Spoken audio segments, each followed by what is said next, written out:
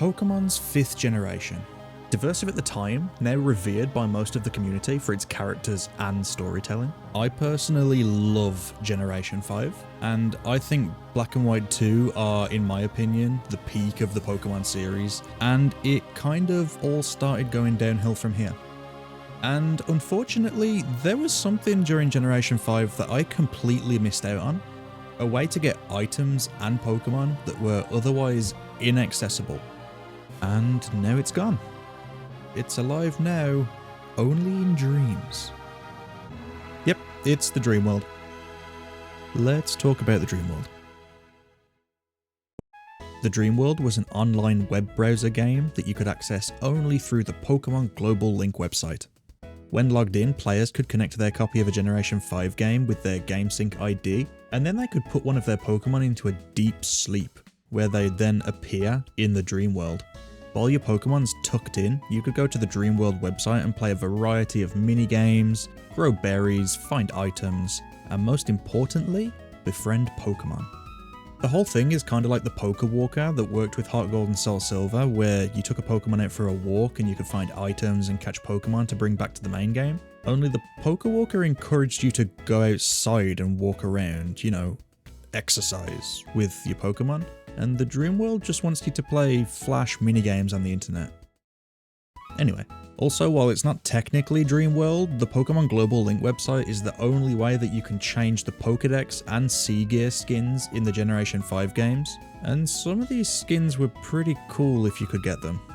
In the Dream World, your Pokemon would have its own little house that you could decorate, and a garden that you could use to grow berries, which funny enough is the main way of getting berries in Pokemon Black and White since you can't grow them in the games directly. Great. You could also visit other players' houses too and trade items with them from a share shelf. Yeah, it sounds like standard stuff today, but back then it was one of the first attempts at online social interaction for the Pokemon series beyond just battling and trading over Wi-Fi.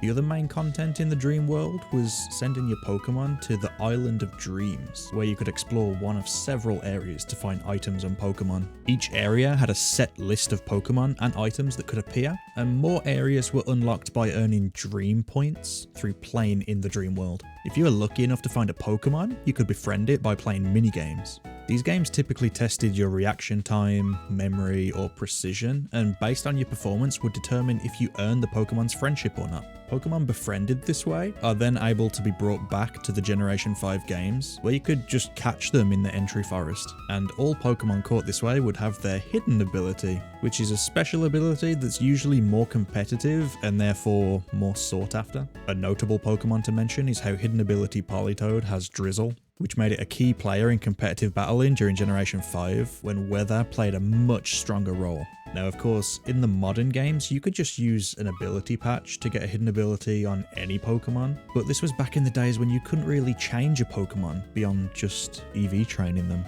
Unfortunately though, on the 14th of January 2014, 1 year and 3 months after the release of Pokemon Black and White 2, Pokemon Global Link for the 5th generation was shut down, meaning no more trips to the Dream World, no more rare hidden abilities, legitimately, no more growing berries for Pokemon Black and White, and no more cool Pokédex or Sea Gear skins.